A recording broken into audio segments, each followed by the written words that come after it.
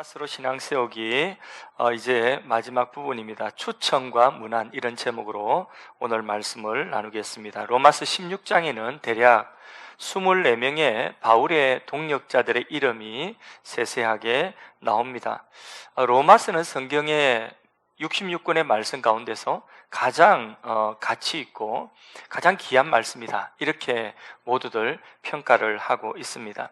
로마서가 이만큼 가치 있는 성경이라면, 책이라고 한다면 이 로마서를 기록한 바울이라고 하는 사도도 그만큼 존귀하고 귀한 사람이겠죠. 근데 바울이 바울 되게 하는 데에 조력을 주었던 여기 나오는 24명의 바울의 동역자들, 조력자들도 바울만큼 존귀한 자가 되는 것입니다. 그래서 로마서 16장은 그 바울과 바울의 동역자들의 이름이 기록되어 있는데, 이거는 하나님 나라의 명예의 전당과 같은 것입니다. 미국에 가면 메이저리그 야구 선수들 가운데서 그 중에서도 탑인 선수들, 그 선수들을 명예의 전당에 그 선수들 새겨가지고 판으로 새겨서 그렇게 돼 있거든요.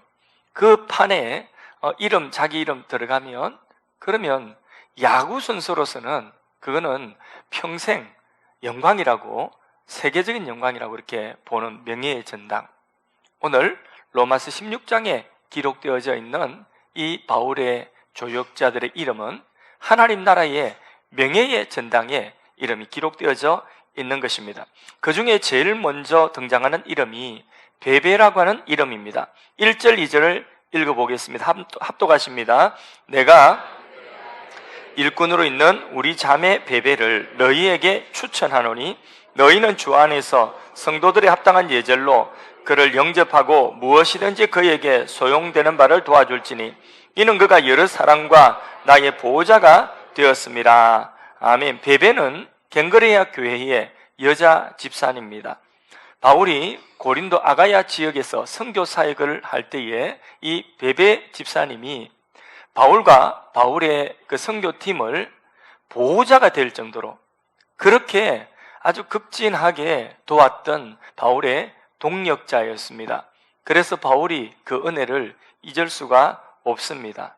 그래서인지 이 중요한 문서인 로마서를 바로 베베라고 하는 여자 집사님 손에 들려서 그 집사님이 로마에 이 로마서를 전달을 하며 그 로마서 편지 말미에 베베라고 하는 이 편지를 전달하는 베베라고 하는 여자 집사님이 어떤 분인지, 바로 바울의 보호자가 되었던 그런 좋은 분이다, 고마운 분이다. 그러니 이 편지를 주님이 보내신 서신으로 받는 교회는 그를 영접하고 환대하라고 그렇게 추천을 하고 있습니다. 자, 이 정도로 바울이 신뢰하고 추천할 정도가 되면 이 베베라고 하는 집사님이 얼마나 바울에게 신뢰를 받고 또 신뢰를 줄 만한 그런 조력자였는지 우리가 알 수 있습니다. 그래서 그 베베에게 무엇이든지 그가 원하는 대로 그를 영접하고 그에게 환대하라. 저도 미션 스쿨이나 또 기독교 관련 계통의 직장에 취업하고자 하는 그런 분들의 추천서를 간혹 써줄 때가 있습니다. 그 추천서에 있는 그대로 그 사람은, 그 학생은 맨날 지각한다 이렇게 써줄 수는 또 없는 거죠. 예. 그 사람은 예배 시간에 자주 존다, 꾸벅꾸벅 존다, 이렇게 또 제가 추천서를 써줄 수가 없어서 그런 말은 하나도 없이 좋은 말로 추천서를 다 써주게 됩니다. 제가 아는 목사님은 자신의 교회에서 부교육자 사역 하시던 부목사님을 어떤 교회에 담임으로 적극적으로 추천을 해서 그 교회가 그 추천을 받아가지고 그분을 청빙했는데, 담임 목사로 모셨는데 그 교회하고 맞지 않은 건, 누가 옳고 그르고가 아니라 그 교회와 맞지 않았던 것 같습니다. 그래서 그 교회에서 불신임을 받았습니다. 그때에 그 교회 당회가 누구를 원망했겠습니까? 예, 추천하신 그 목사님을 굉장히 원망하는 것을 들은 적이 있습니다. 입장이 난감한 거죠. 그래서 누군가를 추천하는 것은 참 조심스러운 일입니다. 그러하건대 바울이 이 베베 집사님을 얼마나 아끼고 신뢰했는지 이렇게까지 추천하는 것을 보면 그 면면을 우리가 짐작해 볼 수가 있는 것입니다. 예수님께서 사도들에게 뭐라고 말씀하시냐면, 너희를 영접하는 사람은 곧 나, 예수님을 영접하는 것이고, 또 나를 영접하는 것은 나 보내시니 누구죠? 하나님을 영접하는 것이다. 바울이 똑같은 원리로 로마 교회에 베베 집사님을 청가하고 추천하면서 이 베베 집사님을 잘 영접하는 것은 곧 사도인 바울을 영접하는 것이고, 그것은 곧 사도로 세우신 예수님을 영접하는 것이고 하나님을 영접하는 것이다. 그것만큼 청가하고 추천하는 것입니다. 자, 우리가 이 정도로 누군가에게 추천받을 만한 그런 신앙과 인격을 가진다면 우리 인생은 성공한 인생이 될 것입니다. 할렐루야. 두 번째로 바울이 소개하는 중요한 사람은 부부입니다. 3절 4절 말씀을 읽도록 합니다. 너희는 그리스도 예수 안에서 브리스가와 아굴라에게 문안하라. 그들은 내 목숨을 위하여 자기들의 목까지도 내어놓았나니 나뿐 아니라 이방인의 모든 교회도 그들에게 감사하느니라. 아멘. 사도행전 18장에 보면 이 부분은 원래 로마에 살았습니다. 그런데 글라우디오라고 하는 황제가 유대인들 미워해가지고 로마에서 유대인들 다 추방하는 명령을 내렸습니다. 그 명령 때문에 그 로마에 살지 못하고 이 부부가 고린도라고 하는 지역에 와서 천막 만드는 일을 하며 살고 있었습니다. 그때에 바로 고린도의 선교사로 왔던 사도 바울을 만나서 복음을 듣고 예수를 믿게 된 거죠. 그때부터 은혜 받아서 바울 사도의 선교사에게 아주 너무 소중한 조력자가 됩니다. 심지어는 바울이 가는 그 사역지마다 이분들이 함께 이사를 합니다. 여러분도 집을 이사할 때에 이런저런 조건 많이 보지 마시고 교회 가까운 곳에 그거 한 가지 교세권을 보시고 종탑권을 보시고, 제가 신방을 가서 요 근처에 아파트에 신방 가서 보니까 그 베란다에서 거실에서 쭉 보니까 우리 교회가 쫙 한 면에 잘 보이더라고요. 그 집은 명당입니다. 조건 따지지 마시고 그런 집에 이사하십시오. 자, 이 브리스가와 아굴라는요, 자신의 집을 교회로 내어놓았습니다. 5절에 보면 또 저희 집에 있는 교회에 문안하라. 그러면 교회가 어디 있다는 거예요? 이 부부의 집에 교회가 있다는 거죠. 가정을 개방하여서 교회로 삼는 것은 예나 지금이나 그것이 굉장히 생활에 불편합니다. 그래서요, 1년에 한두 번 우리 집에 신방 받아서 우리 교인들이 함께 와서, 신방대원들이 함께 와서 우리 집에서 예배 드리는 그 시간도 예배 자체는 귀하지만은 다른 분들이 우리 집에 와서 우리 집에 이면저면을 본다는 것이 사실 부담스러운 분들이 많이 있거든요. 그런데 하물며 자신의 집을 교회로 개방한다. 중국에 강의를 간다든지 집회를 간다든지 선교를 가볼 때에 중국의 교회 형태는 거의 다 이런 식의 가정교회입니다. 그래서요, 요만한 가정, 우리처럼 30몇 평, 50몇 평 되는 그런 가정이 없어요. 우리라고 해서 죄송합니다.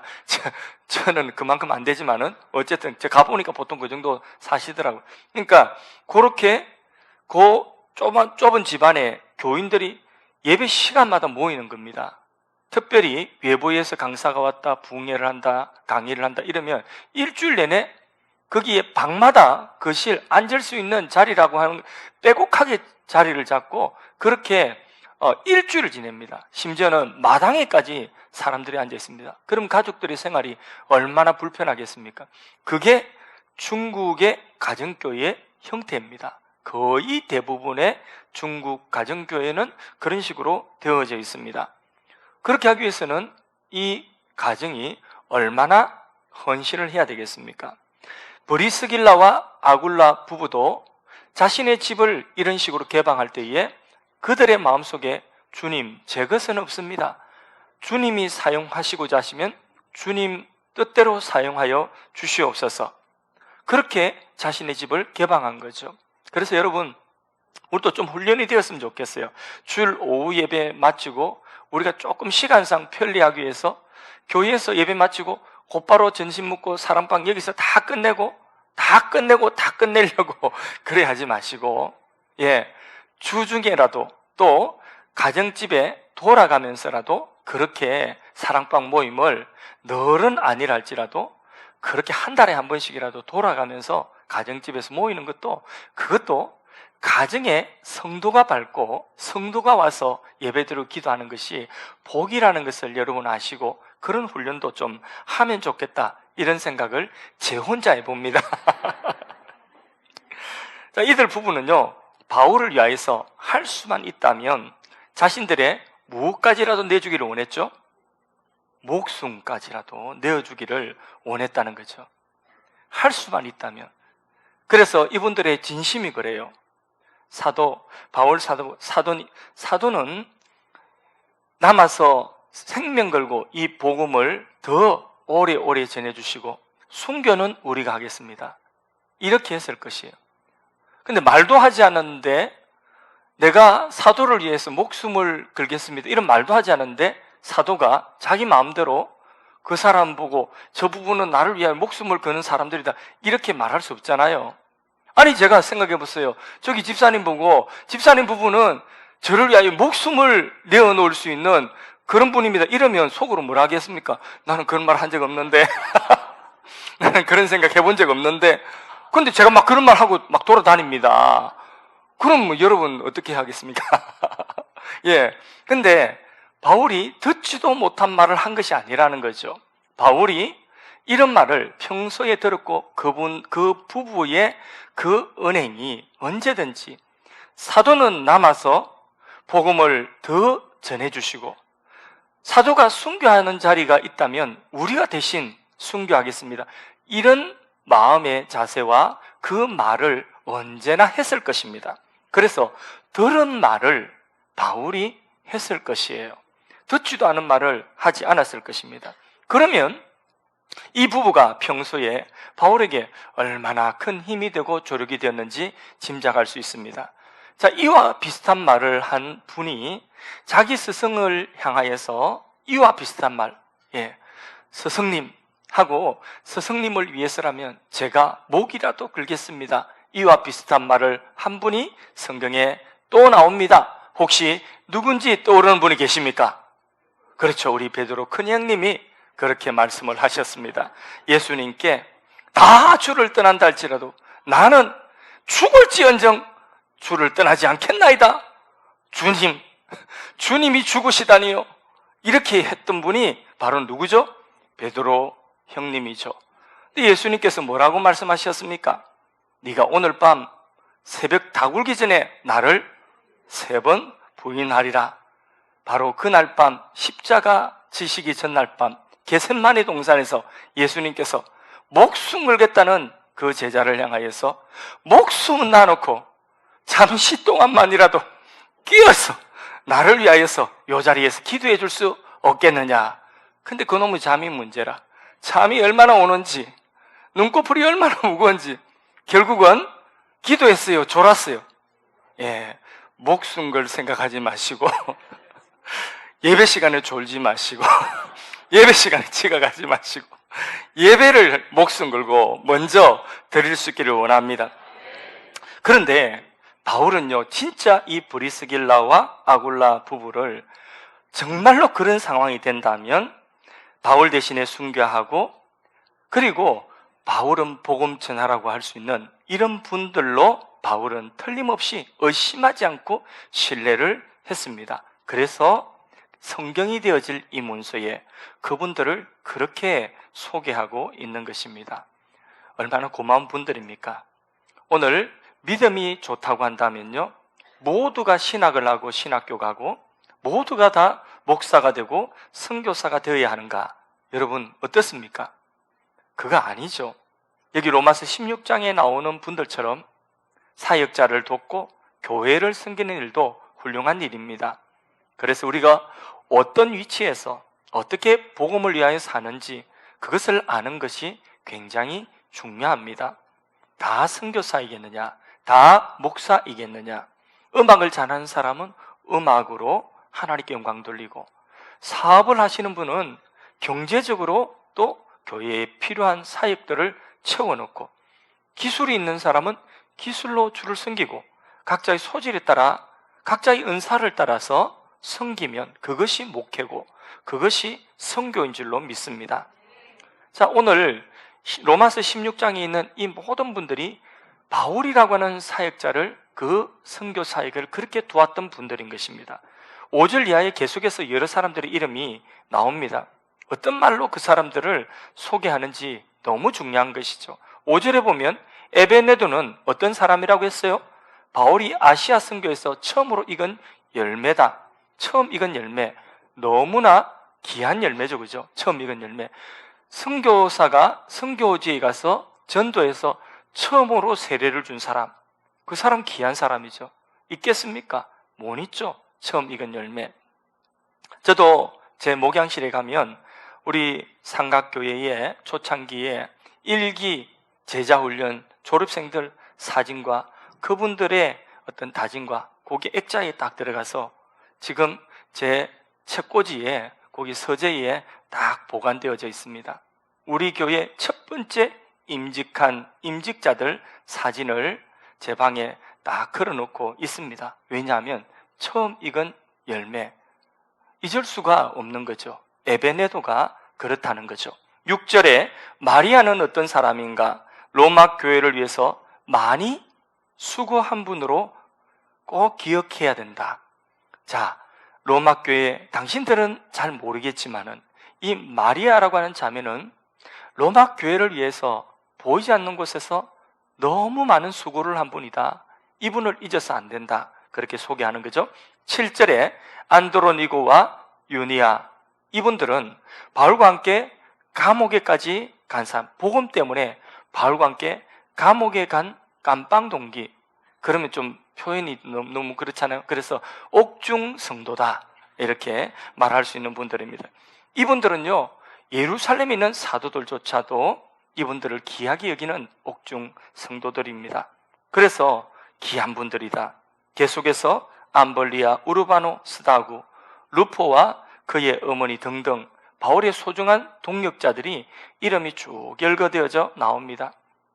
다 하면 좋겠지만은 다 하면 시간 너무 많이 갑니다. 12절에 두루베나, 두루보사는 수고했다고 말합니다. 그런데 똑같은 절에서 버시라고 하는 사람에 대해서는 뭐라고 또 한마디를 더 붙이죠? 더 많이 수고했다고, 많이 수고했다고 덧붙이고 있습니다. 수고를 하되 많이 수고한 것에 대해서 더 큰 칭찬이 있는 것입니다. 모두가 그리스도 안에서 살았고 수고한 만큼 주님이 기억하시는 줄로 믿습니다. 오늘도 마찬가지입니다. 여러분, 2023년을 열심히 수고하고 달려왔습니다. 여러분들, 마지막 주일인데 한번 한 해를 돌이켜보면 내 이름 석자를 누가 기억해 줄 정도로 수고했는가? 내가 수고한 그 수고에 내 이름 석자를, 어떤 수고에 내 이름 석자를 기억하고 있을 것인가? 한번 여러분들 한 해를 살펴보시기를 바랍니다. 여러분들이 수고한 그 수고에 결코 헛되지 아니하는 열매가 있기를 축복합니다. 근데 특별히 주님과 복음 위하여서, 교회를 위하여서 얼마나 수고하고 그 수고를 그 수고가 기억되고 있는가 하는 것은 또한 또 중요한 것이죠. 우리는요, 할 수 있으면 편하게 살기를 원합니다. 그런데 나만 편하게 살다가 주님 앞에 서면 그것은 부끄러운 일일 것입니다. 내가 많이 가졌어요. 하나님이 많은 것을 주셨어요. 내가 남들이 받지 못한 은혜를 많이 받았어요. 그러면 그 많이 받은 것만큼 많이 섬기고 하나님 앞에 서야 될 것입니다. 많이 받았는데, 많은 은혜를 내가 누렸는데 그 은혜를 가지고 나만을 위해서, 나 편한 그 일에만 사용하고 주님 앞에 쓴다면 그것은 부끄러운 일이 될 것입니다. 그러나 많이 받았던 적게 받았던 받은 바 그 분량을 따라 주님 앞에 헌신하고 주님이 인정하시는 수고를 하였다면 그것이 내 삶의 의미고 그것이 내 삶의 영원한 자랑이요 평가가 될 줄로 믿습니다. 이걸 보면서 우리가 16장 이 말씀을 보면서 생각해 보는 것은 이 바울의 편지는 공개 서신이에요. 로마에 있는 교인들 다 같이 보는 서신이에요.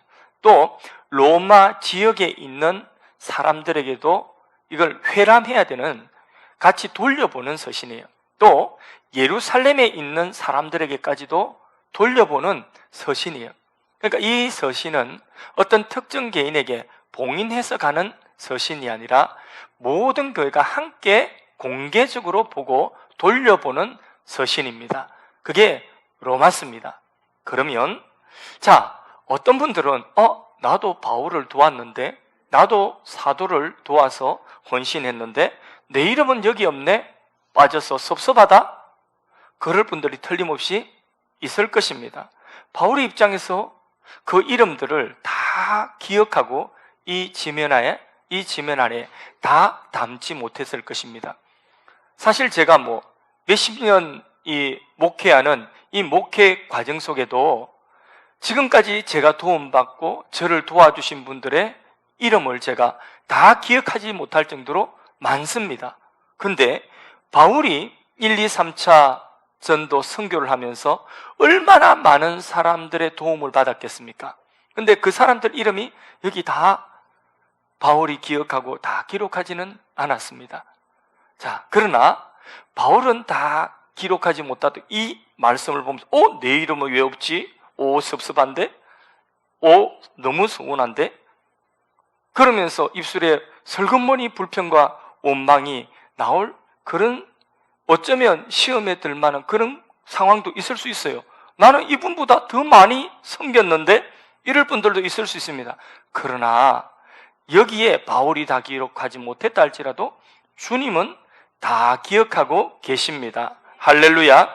또 하나는 사람을 소개할 때에 어떤 사람에 대해서는 아주 자세히 많이 칭찬합니다.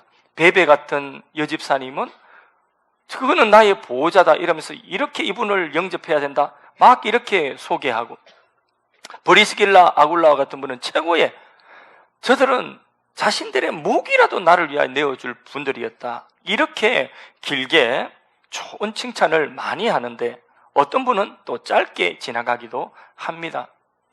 많이 기록하고 많이 서술되어졌으면 그 칭찬과 평가가 영광이 될 것입니다. 그런데 하나님께서는 우리의 그 모든 것들에 우리가 한 것 이상을 칭찬하시지도 속아서 하시지도 않을 것이고, 우리가 한 것에 대하여서 주님이 기억을 잊어버리시지도 않을 것입니다. 정확하게 우리가 주님을 섬기고 주님 앞에 산 것만큼, 그것만큼 믿음으로 산 것만큼 주님은 정확하게 공의롭게 평가하십니다.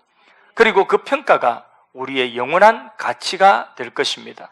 세상 사람들이 아무리 칭찬해도 주님이 나 모른다, 네가 수고한 그 수고에 대해서는 나와 상관없는 수고다 라고 평가하신다면 우리의 그 수고는 가치가 없는 것입니다. 그러나 냉수한 그릇의 수고라 할지라도 주님이 인정하시면 그것이 우리의 가치가 될 것입니다. 여러분, 바울은 이분들을 로마서 16장에 로마서라고 하는 귀중한 서신 마지막 말미에 한 장을 할애하며 소개하면서 그가 유식하다, 그가 얼마나 부자이다, 그가 얼마나 미인이다, 미남이다, 키가 크다, 그가 어떤 곳에 산다, 그런 말씀은 전혀 없습니다. 다만 하나님 앞에서 그가 어떤 헌신을 하였는가 하는 그것만을 평가하고 있습니다. 소개하고 있습니다. 오늘 우리의 수고가 그런 것이죠. 하나님이 인정하시고 하나님이 평가하실 만한 그런 수고와 우리의 삶이 되기를 주님 이름으로 축복합니다. 이제 2023년 마지막 주일입니다. 말씀을 맺기 전에 저도 우리 교회를 생각할 때에 한 해 동안 여기까지 우리 교회가 오면서 많은 분들의 수고가 여기까지 오기까지 있었습니다. 어떤 분들은 2023년도 드러난 곳에서 사람들이 다 보고 드러난 곳에서 그 은사를 가지고 섬긴 수고한 분들이 있을 것이고, 어떤 분들은 그 사역의 특징상 드러나지 않고 누구도 그 얼굴을 보지 않고 우리는 틀림없이 그분들의 섬김이 있었지만은 그분들이 어떤 섬김을 섬겼는지, 어떤 수고를 했는지 알지 못하도록, 드러나지 않도록 또 섬긴 분들도 있습니다.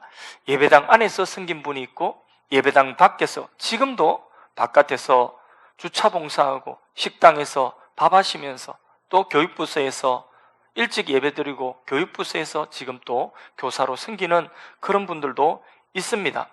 제가 다 기억을 하고 웬만하면 한 분 한 분 고마운 마음들을 다 가지고 있지만은, 또 저의 기억 속에 어떤 수고가 감추어져 있을 수도 있습니다. 틀림없이 수고는 했는데 목사인 저조차도 알아주지 아니하는 그런 수고가 있을 수가 있습니다. 한 분 한 분 모두가 수고하셨습니다. 어찌 그 수고를 다 잊을 수가 있겠습니까? 한 분의 수고도 저는 혹시 있는다 할지라도, 또 우리 교인들은 그 수고를 알아주지 않는다 할지라도, 우리 주님께서는 2023년 여러분들이 수고한 그 수고를 알아주시고 숨은 수고까지도 주님께서 나중에 칭찬으로, 영광으로 갚아주실 줄로 믿습니다. 주님이 바로 2023년 여러분들의 그런 수고를 통하여서 우리 하늘 사랑의 교회를 세우셨습니다. 할렐루야. 이 교회는요, 제가 세운 것도 아니고 또 특정한 어떤 소수의 사람이 세운 것도 아니고, 여기 계신 모든 분들 한 분 한 분의 크고 작은 수고로 우리 하늘 사랑의 교회가 세워졌습니다. 심지어는 지난주에 등록하신 분이라 할지라도 이 자리에 함께 앉아 예배드리는 여러분들의 그 있음, 그 존재, 그 자체로서 교회는 이미 세워지는데 힘이 된 것입니다. 그래서 한 분 한 분의 있음이 소중합니다. 너무 귀합니다. 여러분들의 있음과 여러분들의 그 섬김을 통하여서 우리 하늘 사랑교회가 2023년 더 성장하고 더 성숙하고 더 건강한 교회로 세워졌음을 항상 잊지 않고 고마운 마음 가지고 감사의 인사를 드립니다. 여러분, 우리 교회는요, 예수님이 머리가 되신 교회고요, 예수님께서 주인 되신 교회입니다. 저도 이 교회 처음 시작부터, 저희 가정부터 그렇게 교회가 시작되었다 해도, 그래도 저도 똑같이 교회의 한 몸 된 지체로서, 여러분들과 똑같은 지체로서 제가 하고 있는 이 말씀을 전하는, 목양하는 요 역할, 요 사역의 요 부분만 제가 한 지체로서 감당을 하고 있는 것입니다. 저도 이 교회의 주인도 아니고 제가 이 교회를 사유화할 것도 하나도 없습니다. 저도 여러분들과 똑같이 교회 지체의 한 부분이고, 우리 장로님도, 우리 교회의 중직자들도 똑같이, 여기 계신 모든 분들과 똑같이 교회의 지체의 한 부분일 뿐이고, 교회는 주님이 세우시고 주님이 머리가 되십니다. 오늘 저희 가족 가운데서 저희 형님을 잠깐 소개를 하도록 하겠습니다. 저희 형님은 42년간 목회를 하였습니다. 오늘 오후 예배에 그분이 은퇴합니다. 예, 동생도 못 오도록 오후 예배 때, 주일 오후 예배 때 은퇴를 합니다. 그 교회 당에서 목사님, 날짜를 좀 봄에 따뜻할 때 해서 모든 교육자들 교계에 또 목사님 혜택을 입은 분들이 많으니까 다 초청하여서 그렇게 은퇴식만이라도 좀 우리가 부끄럽지 않도록 해주십시오. 그렇게 말씀을 해도 그럴 필요 뭐 있노, 뭐 은퇴하는데, 그러면서 오늘 아무도 교육자들 오지 못하도록 이렇게 주일 오후 예배 때 은퇴를 합니다. 저희 교단법에는요, 딱히 은퇴 정년이 없습니다. 그래서 70세에 은퇴해도 어떤 교회에서는 고맙다고 할 것인데, 60세에 은퇴를 선언하였고 5년 동안의 후임을 잘 훈련하여서 그래서 40대 초반에 아주 훌륭한 후임을 30대부터 교회 밖으로 내보내서 대형 교회, 큰 교회에서 훈련받고 배우도록 해서 그래서 5년 전에 데려와서 교회 안에서 잘 후임으로 준비되도록 해서 교회가 아무 무리 없이 그 후임을 받아들이는 데에 무리 없이 그렇게 해서 정교인의 동의 가운데서 그렇게 후임을 세우고 이제 65세, 만 65세 되는 올해 은퇴합니다. 저는 지금 여러분 보시기에 만 30대, 40대 이렇게 보여도 자꾸 그런 식으로 웃지 마세요. 그래 보여도 저는 사실 속으로 비실비실한데 저희 형님은 65세라도 아주 저보다 더 건강하십니다. 65세 은퇴하는데 당에서 몇 년만 더 계셔달라고 그렇게 해도 할 일은 그 교회에서 할 일은 다 했다고 말씀하시고 그리고는 교회가 이제 젊은 목사님과 함께 젊어져야 된다고 자꾸 나는 늙어져 가니까 교회가 젊어져야 된다고 그렇게 은퇴를 하시면서 정말 욕심 없이 깨끗하게 원로대우 받지 아니하고 스스로 고사하시고 그리고 깨끗하게 그렇게 은퇴하십니다. 정말 아름다운 퇴장입니다. 예. 저희 형님 목사님 형님이지만은 보면서 참 감사했고 그리고 저 모습을 나도 본받아야 되겠다. 저 형님 자랑을 조금 했습니다. 양해하십시오. 그렇게라도 하고 싶습니다. 못 가서.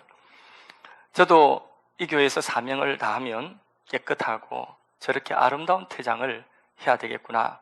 그런 다짐을 하나님 앞에서 해봅니다. 어떤 것도 누구도 이 교회의 주인이 될 수가 없습니다. 사유화할 수가 없습니다. 오직 주님만이 주인이 되십니다.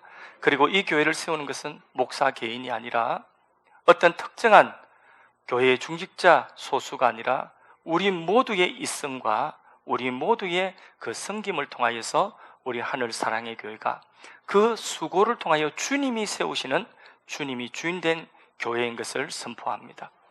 그리고 우리 교회는 그렇게 세워져 나갈 것입니다. 그 수고한 것에 대한 그 보상은 당신의 그 섬김이 천국에서 해같이 빛나리 그것으로 족한 거죠.